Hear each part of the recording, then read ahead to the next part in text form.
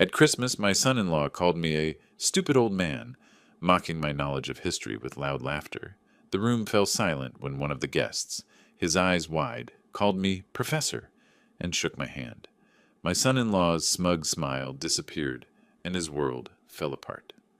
Before we continue, please subscribe to the channel and write in the comments what time it is where you are now.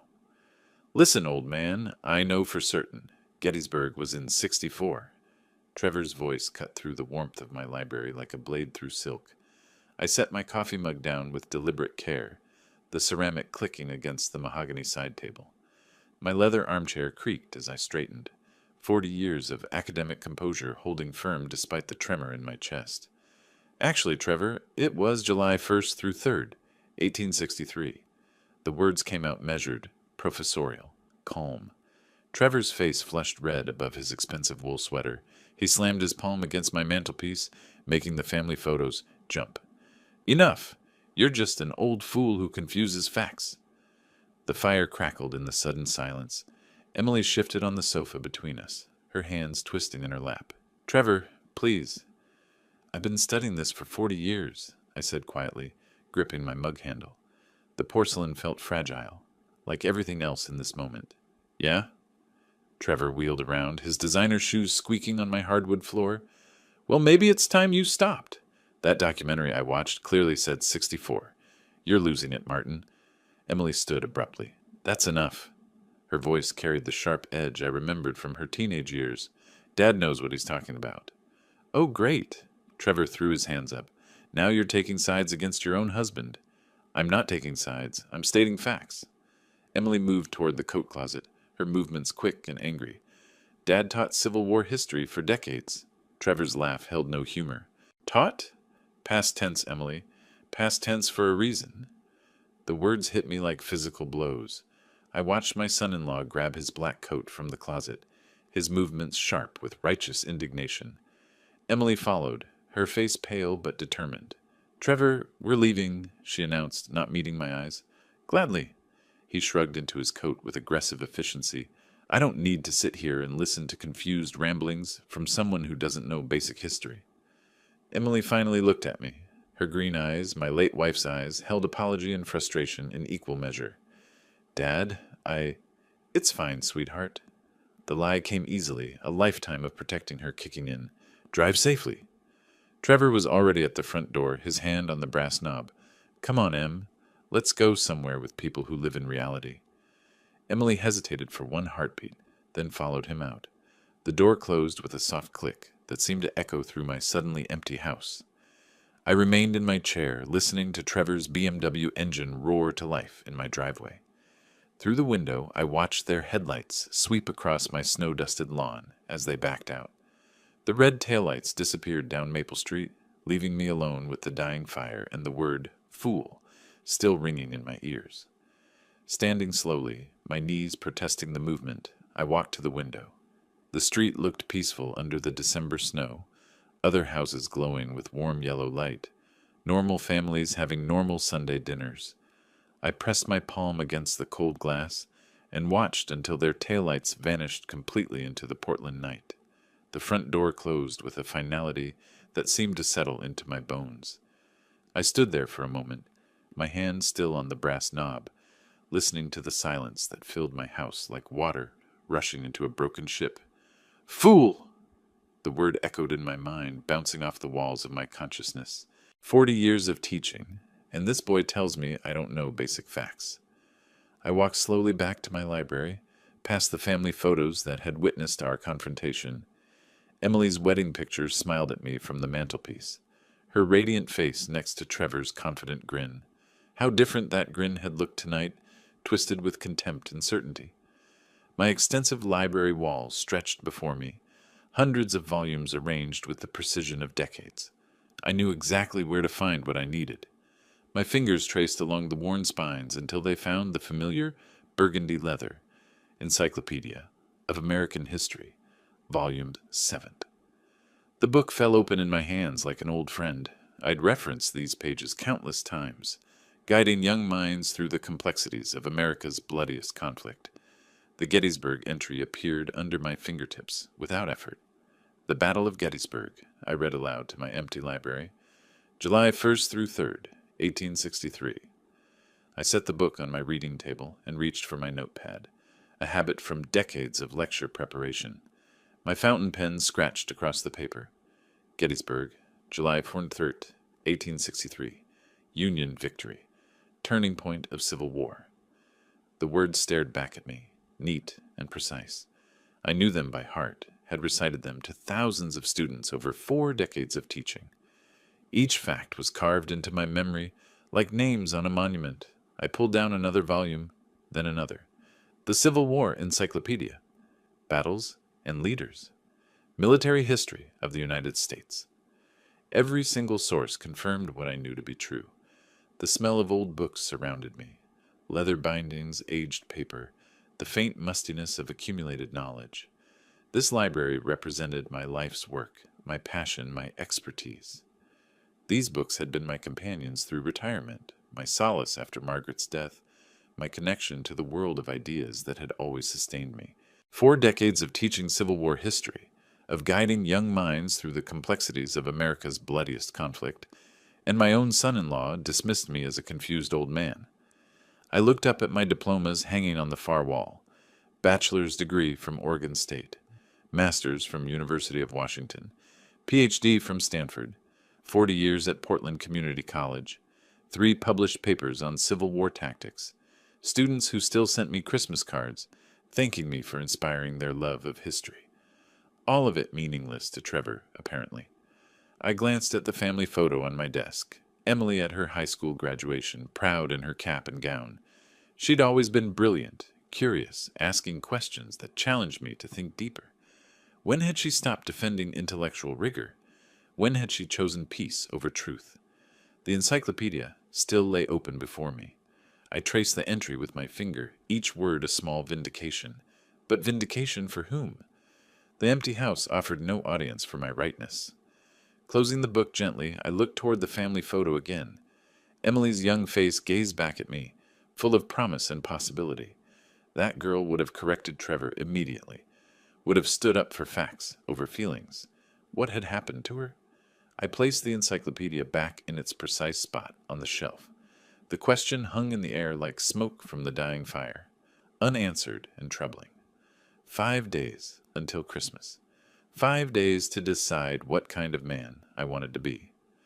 The week moved slowly. I tended my winter garden, read extensively, and replayed that evening countless times. Each morning brought the same routine, coffee, newspaper, the quiet rhythm of a retired man's life. But underneath the normalcy, something had shifted. The word fool had burrowed deep, creating an ache that wouldn't fade. Friday morning arrived gray and cold. I stood at my kitchen window, watching snow dust the bare branches of my oak tree, when the phone rang. "Dad?" Emily's voice carried that forced cheerfulness I'd learned to recognize over the years, the tone she used when trying to smooth over difficulties. "Hello, sweetheart." I set down my coffee mug and gave her my full attention. "I wanted to call about Christmas." She paused, and I could hear her choosing words carefully. "Will you come to dinner with us? We're having a few people over. Trevor's parents, some neighbors, a couple of his colleagues from the firm." The invitation surprised me. After Sunday's confrontation, I'd assumed Christmas would be a small, awkward affair. "Of course. Does Trevor mind?" Another pause. "Everything will be fine, Dad. I promise." I walked to the kitchen window, phone pressed to my ear, and looked out at my snow-covered garden. The careful neutrality in Emily's voice told me everything. Trevor didn't know about this invitation, or if he did, he wasn't happy about it. "What time should I arrive?" "Around 6? It's just family and friends. Nothing fancy." Her relief was audible now that I'd accepted. "I'm making that crown roast you love." "Sounds wonderful." I reached for the calendar on my refrigerator, marking December 25th, with my pen. The date looked stark against the mostly empty month. Should I bring anything? "Just yourself, Dad. That's enough." As I listened to my daughter's careful invitation, I realized this Christmas gathering might provide the perfect opportunity to address the lingering tension that had settled between us like winter frost. The mention of colleagues sparked something in my memory. Trevor worked at Morrison & Associates, a prestigious consulting firm. Interesting. "Emily," I said gently, "about Sunday. It's forgotten, Dad. Ancient history." The words came too quickly, too bright. "I'll see you Christmas Day, okay?" "Ancient history," I repeated after she hung up. The phrase lingered in my mind as I returned to my coffee and newspaper. Ancient history. Exactly what Trevor claimed I knew nothing about. I folded the paper to the local news section, scanning the familiar layout. Obituaries, community events, business announcements. My eyes stopped on a small item. Morrison Associates celebrates successful year. The article mentioned the firm's growth, their expanding client base, their reputation for excellence, Trevor's workplace. Trevor's colleagues would be at Christmas dinner. I set the paper aside and looked at my calendar again. December 25th, circled in blue ink. 5 days to prepare. 5 days to think about what kind of Christmas gift a father might give his son-in-law. The morning light shifted through my window, casting long shadows across the kitchen floor. Outside, the snow continued to fall, covering everything in pristine white. Fresh starts, clean slates. I smiled for the first time since Sunday. The weekend passed quietly. I read, tended my garden, and found myself thinking about Christmas dinner more than usual. By Tuesday morning, Christmas Eve had arrived with that peculiar weight that important days carry. Today felt different. I stood at my bedroom window, watching snow drift past the bare oak branches, and made my decision. If I was going to face Trevor's continued dismissal, I would do it properly. The navy suit hanging in my closet, the one I'd worn to Stockholm when they awarded the Nobel Prize in History to Professor Anderson, seemed appropriate for the occasion. Dressing had always been a ritual for me. 40 years of lectures had taught me that appearance mattered, that respect often began with how you presented yourself. I trimmed my beard carefully, polished my black leather shoes until they gleamed, and adjusted my tie with the precision of someone preparing for an important presentation. The kitchen table became my staging area. Brown paper spread across the surface, gold ribbon curled beside scissors, and Emily's gift waited to be wrapped. I'd chosen carefully, a biography of Eleanor Roosevelt that she'd mentioned wanting months ago. She probably thought I'd forgotten, but professors never forget a student's interests. The wine had been more challenging. I'd spent an hour at Morrison's Market yesterday, reading labels and asking questions. Finally settled on a Burgundy from a vineyard Margaret and I had visited during our anniversary trip to France. Not too expensive to seem showy, but good enough to demonstrate that I understood quality. My hands moved methodically through the wrapping process, creasing edges with academic precision. Each fold needed to be perfect, each corner sharp. The biography disappeared beneath elegant brown paper, transformed into something that looked worthy of the occasion.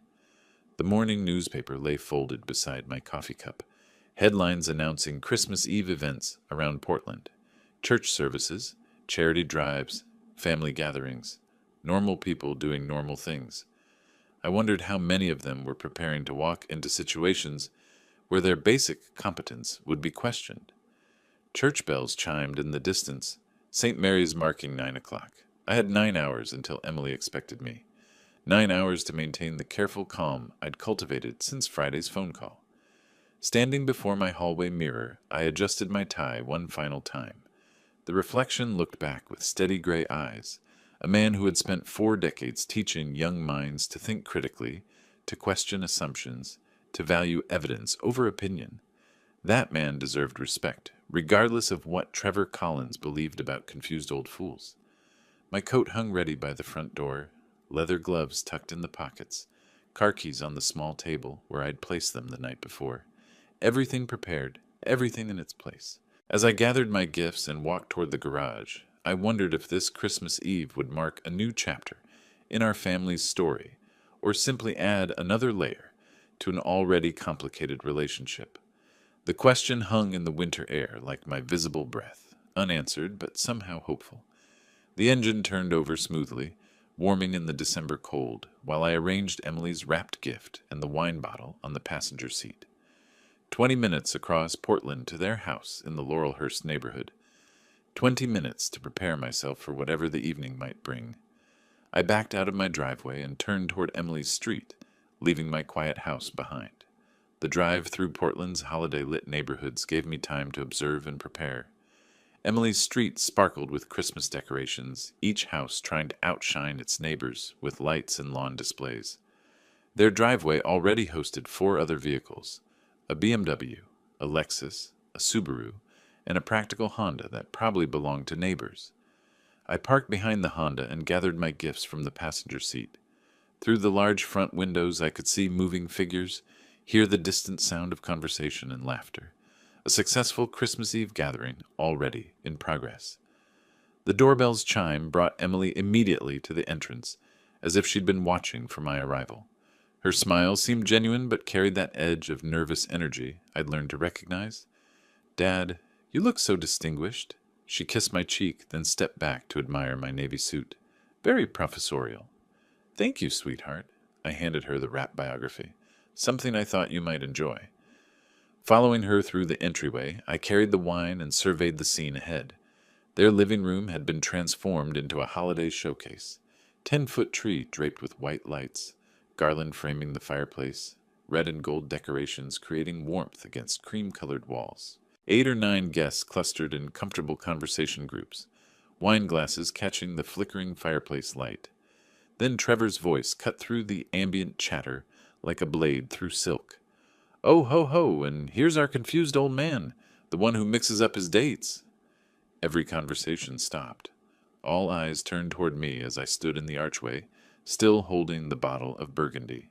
The laughter that followed Trevor's introduction rippled through the gathering, like water over stones, each guest uncertain whether this was affectionate family humor or something sharper. Trevor stood near the fireplace, clearly the evening's storyteller, surrounded by 3 younger couples who'd been hanging on his words. His confident grin suggested he'd been entertaining them with family anecdotes, building to this moment of my arrival. "Everyone, meet Martin, Emily's father," he continued, gesturing toward me with theatrical flourish. "He thinks Gettysburg happened in 1863. Can you believe that?" More laughter, though some guests looked uncomfortable with the public nature of this family ribbing. I maintained my composure, summoning 4 decades of classroom management experience. "Lovely to see everyone here," I said calmly, setting the wine on Emily's side table. Emily moved quickly to my side. "Dad, let me introduce you to the Hendersons from next door, and these are Trevor's colleagues from Morrison." No, Em," Trevor interrupted, clearly enjoying his audience. "Let me tell them about Sunday's argument first. This is educational." An older gentleman near the bookshelf looked up from examining Emily's collection, his expression growing thoughtful as he studied my face. Something about his academic bearing suggested he wasn't entirely comfortable with Trevor's performance either. "The History Channel documentary was crystal clear," Trevor continued, warming to his theme. "Gettysburg, 1864. But Professor Emeritus here insists on living in the past with outdated information." The guests' laughter felt more forced now, social politeness overriding genuine amusement. Emily's face had gone pale, her hands twisted into small fists at her sides. I accepted a glass of wine from someone's offered tray and smiled politely at the assembled company. "Thank you for including me in your celebration." But my eyes had found the distinguished gentleman by the bookshelf, who was now watching me with growing recognition in his intelligent features. 15 minutes of polite conversation had passed since Trevor's introduction, and I'd managed to navigate the social minefield with practiced academic grace. The Hendersons proved delightful neighbors, full of stories about their recent trip to Scotland. Trevor's colleagues from Morrison seemed intelligent enough, though they clearly deferred to their host's narrative about family dynamics. I gravitated toward Emily's bookshelf, seeking momentary refuge in the familiar comfort of examining another person's literary choices. Her collection revealed careful thought, historical biographies alongside contemporary fiction, philosophy texts nestled between travel guides. My daughter had inherited good taste in books, at least. "Professor Banks?" The voice carried such enthusiasm that I turned immediately, wineglass pausing halfway to my lips. A distinguished gentleman with silver hair and kind eyes approached with the confident stride of someone accustomed to academic environments. "I'm sorry, do we?" I began, though something about his bearing suggested familiarity. "Henry Wilson. We worked together at Yale." His face lit up with genuine pleasure. I taught economics while you were revolutionizing the history department. Recognition dawned like sunrise. Henry, my goodness, it's been at least 15 years since the faculty retreat in Vermont. He clasped my hand warmly. You look exactly the same, though I suspect you're enjoying retirement more than those endless committee meetings. Our conversation began to draw subtle attention from nearby guests. The Hendersons paused their own discussion to listen. Even one of Trevor's colleagues glanced our way, curiosity evident in her expression. Yale, was it? Mrs. Henderson asked politely. How wonderful that you two found each other again. Henry's enthusiasm bubbled over. Found each other? Margaret, this man was a legend on campus. Students would camp outside his office during registration, hoping to get into his Civil War seminars. My cheeks warmed at the praise, though I noticed Emily watching nervously from across the room. She'd positioned herself where she could monitor both our conversation and Trevor's ongoing performance near the fireplace. Henry exaggerates, I said modestly. I simply tried to make history relevant to young minds. Relevant? Henry laughed, turning to address our growing audience. This modest man published the definitive analysis of Gettysburg's strategy that's still cited in military academies worldwide. The word Gettysburg seemed to echo through the room like a bell. Conversation near the fireplace faltered slightly as Trevor's sharp ears caught the reference. His storytelling voice grew louder, competing for attention. Henry continued, oblivious to the family dynamics he was walking into. I remember that faculty dinner when Harvard tried to poach you. The entire history department practically formed a human chain around your office. More guests had begun to drift toward our corner of the room, drawn by Henry's animated reminiscences. The bookshelf provided a natural gathering point, and my old colleague's storytelling was proving more engaging than appetizers and small talk. What was your specialty exactly, Professor Banks? Asked one of Trevor's colleagues, a sharp-eyed woman in her 40s. Before I could answer, Henry jumped in with professional pride. Civil War history, particularly battle tactics and political implications. Martin could recite troop movements at Gettysburg from memory, down to the hour. Trevor's voice from across the room grew more insistent, but I noticed several of his audience members glancing our way with obvious interest. The evening's social dynamics were shifting in ways that none of us had anticipated. Emily appeared at my elbow with suspicious timing, carrying a fresh bottle of wine. Dad, would you help me in the kitchen for a moment? But Henry was just warming up, and our growing audience seemed genuinely intrigued by these unexpected revelations about the quiet man Trevor had introduced as confused about basic facts. Henry's enthusiasm bubbled over like wine from an overfilled glass. Our small gathering had grown to include the Hendersons, two of Trevor's colleagues, and several other guests who'd abandoned their conversations to eavesdrop on academic reminiscences. 35 years Martin taught at Yale, Henry announced to our expanding audience. Brilliant lecturer. Students would camp outside his office, hoping for a spot in his seminars. Mrs. Henderson leaned closer, her earlier politeness replaced by genuine interest. What was your field exactly, Professor Banks? Before I could deflect with my usual modesty, Henry jumped in with professorial zeal. Civil War history primarily, but Martin's real genius was connecting historical patterns to economic theory, interdisciplinary work before it became fashionable. I noticed Emily hovering near the kitchen doorway, her face pale as she watched the conversation unfold. She'd positioned herself where she could monitor both our group and Trevor's ongoing performance near the fireplace. His research on the economic consequences of historical events was revolutionary, Henry continued, warming to his subject. That's what earned him the Nobel Prize in Economics in 1998. The words hit the room like a thunderclap. Complete silence descended on our corner of the living room. Even the background conversation seemed to pause, as if the very air had shifted. Wine glasses froze halfway to lips. The Hendersons exchanged startled glances.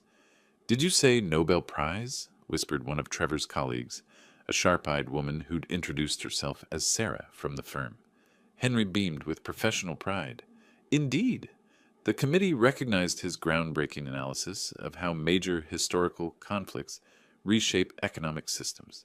His paper on Civil War monetary policy influenced Federal Reserve practices for decades. I felt heat rise in my cheeks, though whether from embarrassment or vindication I couldn't tell. Henry, you're too kind. It was collaborative work. Nonsense. He turned to address the growing circle of listeners. This modest man revolutionized how we understand the intersection of history and economics. Harvard tried to steal him away twice. Princeton made offers that would make your head spin. The room's acoustic had completely changed.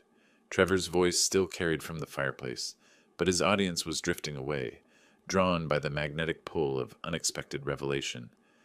Even the Christmas music seemed muted against Henry's enthusiastic testimony.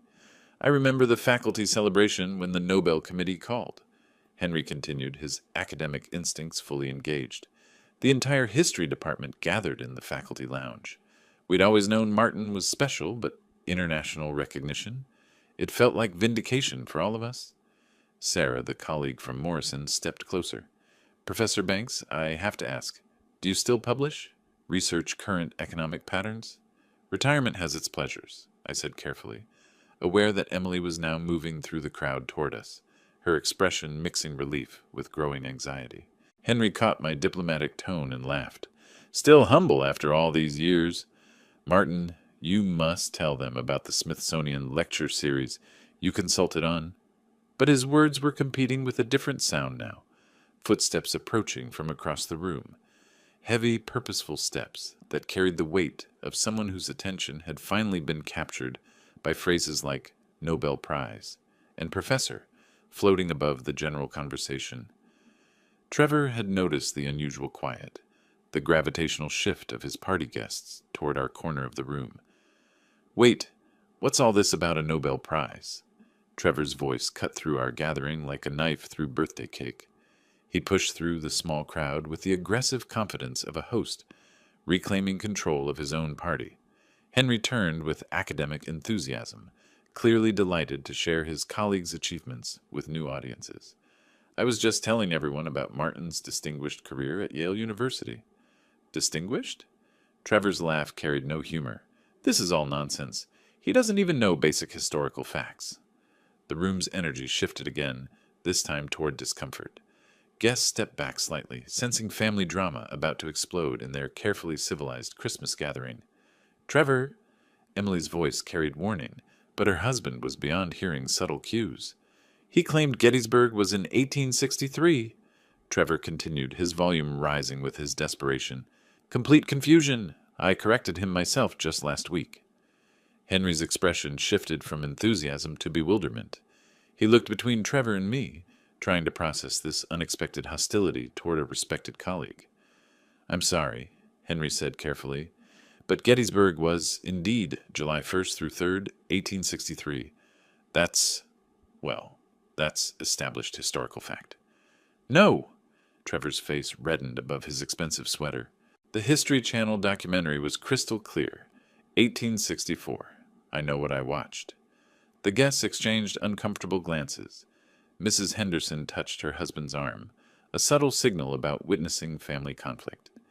Sarah from Morrison looked fascinated despite herself, watching the drama unfold with professional interest in human dynamics. I maintained my calm, drawing on decades of managing difficult classroom situations. Perhaps we could simply verify this online. Most smartphones have internet access.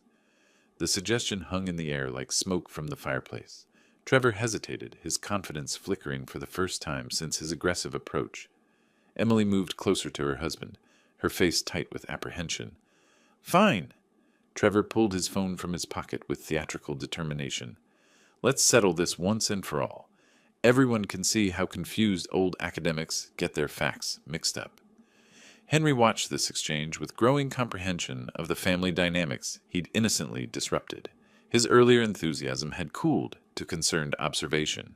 Trevor, please, Emily whispered, but her husband was committed to his course now, phone glowing in his hands, as the assembled guests waited for objective verification.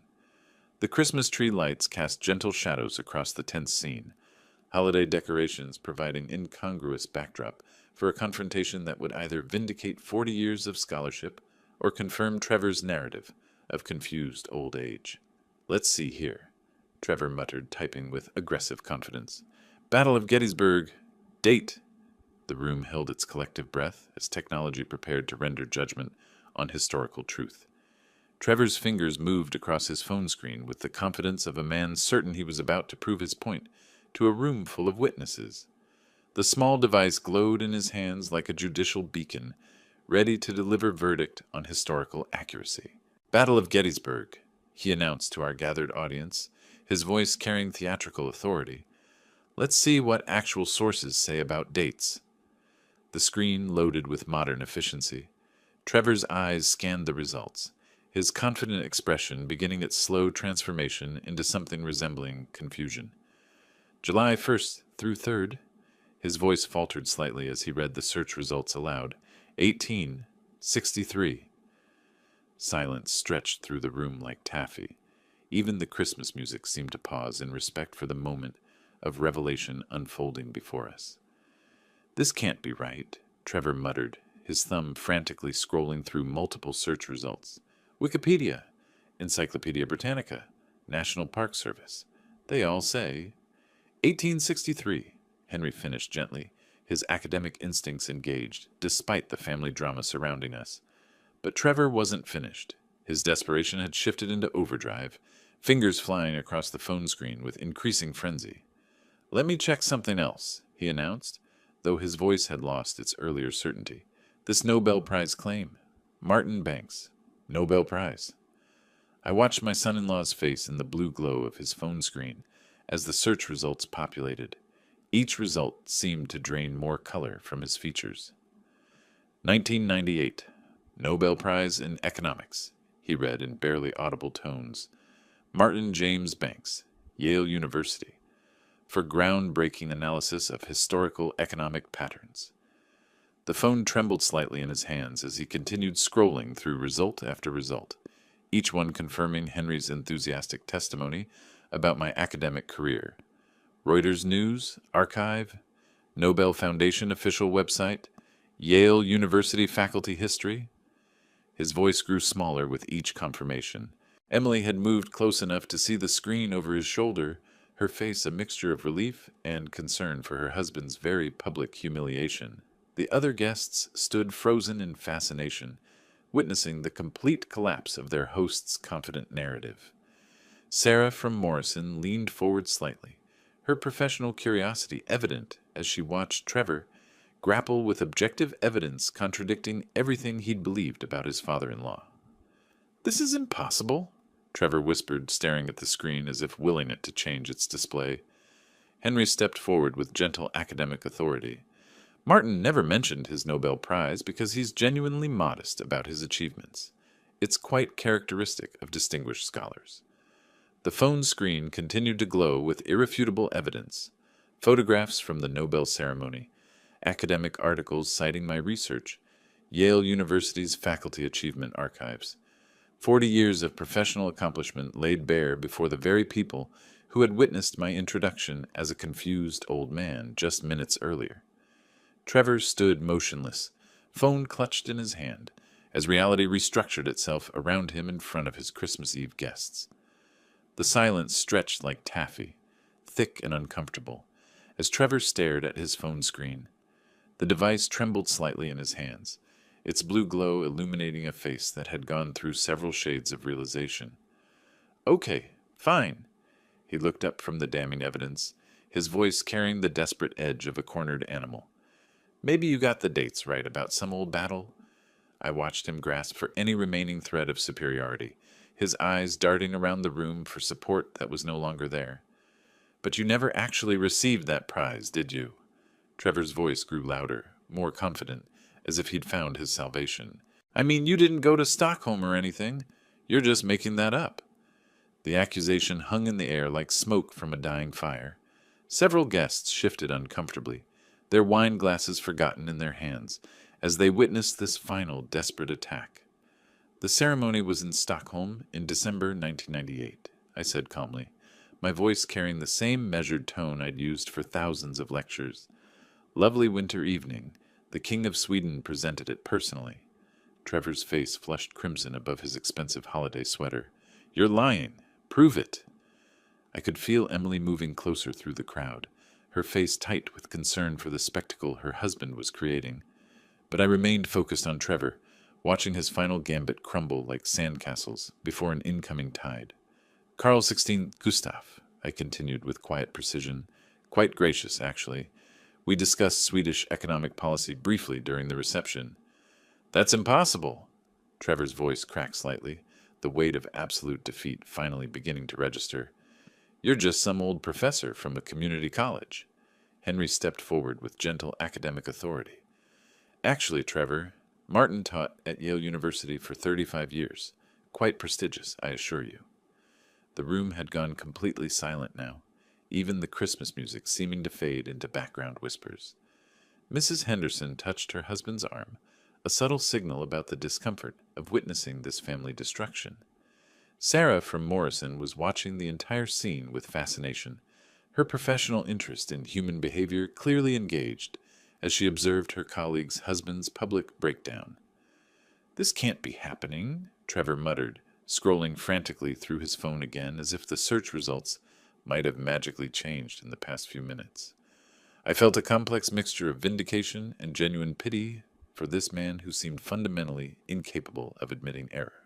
40 years of teaching had shown me many students who struggled with being wrong, but none had ever fought reality with quite this level of desperate denial. The Nobel Foundation website has photos from the ceremony, I mentioned quietly. If you're interested in verification.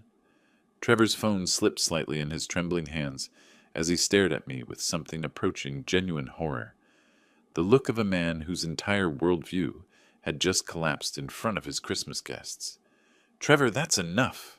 Emily's voice cut through the room like a blade through silk, sharp with authority I hadn't heard from her since she was 16, and defending her younger cousin from neighborhood bullies. She strode across the living room with determined purpose, her holiday dress swishing as she moved between the scattered guests toward the center of our confrontation. Every eye in the room followed her movement. You're embarrassing yourself and everyone here, she continued, her maternal instincts fully engaged, despite the target being her own husband. Trevor whirled to face her, his desperation now tinged with betrayal. I won't stand here and listen to this nonsense. This is all some elaborate joke. Stop this immediately. Emily's voice rose to match his volume. You're acting like a child who can't admit he was wrong. The room collectively held its breath. Witnessing marital conflict in public creates a peculiar social discomfort, like watching someone's private diary being read aloud. Fine! Trevor threw his hands up in theatrical defeat. I'm leaving! I won't be humiliated in my own home by some confused old man, and fairy tales about prizes. Then go, Emily shot back without hesitation. But stop making this worse for everyone. Trevor stood frozen for a moment, clearly not expecting his wife to call his bluff. The reality of his situation seemed to hit him like cold water. He had nowhere left to retreat except complete physical withdrawal. Mrs. Henderson whispered something to her husband, who nodded gravely.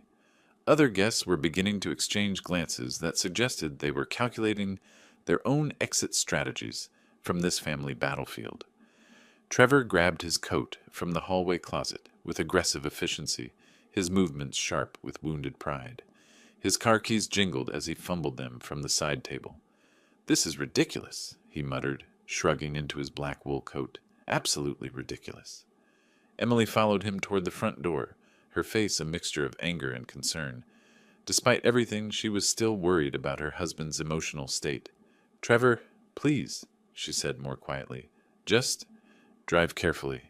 He paused at the door, hand on the brass knob, and looked back at the assembled guests who were watching his departure with uncomfortable fascination.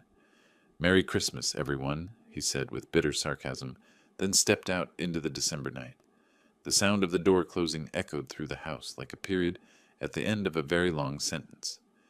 Through the front window we could see Trevor's BMW backing out of the driveway with more speed than winter safety recommended. Emily stood at the window, watching her husband's taillights disappear down Laurelhurst Street, her reflection ghost-like in the dark glass. The room remained frozen in uncomfortable silence, guests uncertain whether this marked the end of the evening or if social customs required them to pretend nothing had happened. I moved quietly to Emily's side and placed a gentle hand on her shoulder. Well? Emily announced to the room after watching Trevor's taillights fade into the winter darkness. "Dinner is still warm, and I worked too hard on that crown roast to let it go to waste." Her voice carried forced cheerfulness, but I recognized the steel underneath, the same determination that had gotten her through graduate school while working 2 jobs. The guests exchanged uncertain glances, clearly unsure whether staying would be appropriate after witnessing such intimate family drama. "Please," Emily continued, turning from the window with a hostess smile that almost masked her emotional turmoil. "I'd really appreciate the company. It's Christmas Eve, after all." Henry was the first to respond. "Of course, my dear. It smells absolutely wonderful." The others gradually followed his lead, social momentum carrying them toward the dining room like leaves following a current. People are remarkably resilient when given permission to return to normalcy. As we moved toward dinner, I found myself seated next to Violet Green, Emily's neighbor whom I had barely noticed during the earlier chaos. She was an attractive woman in her early 60s, with silver hair and intelligent eyes that seemed to take in everything around her.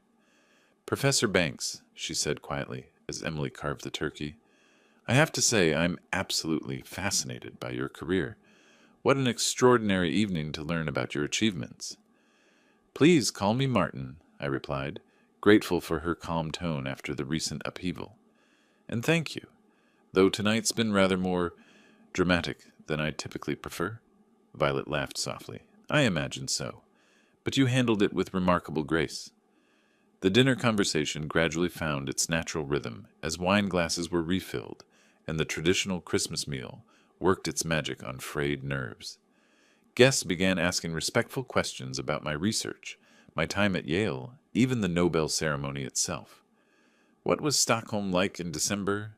asked Mrs. Henderson, genuinely curious now that the earlier tension had dissipated. "Beautiful," I replied, surprised by how easily the memories flowed. "Snow everywhere, of course. The ceremony itself is quite formal. Tails and white tie. Very European tradition."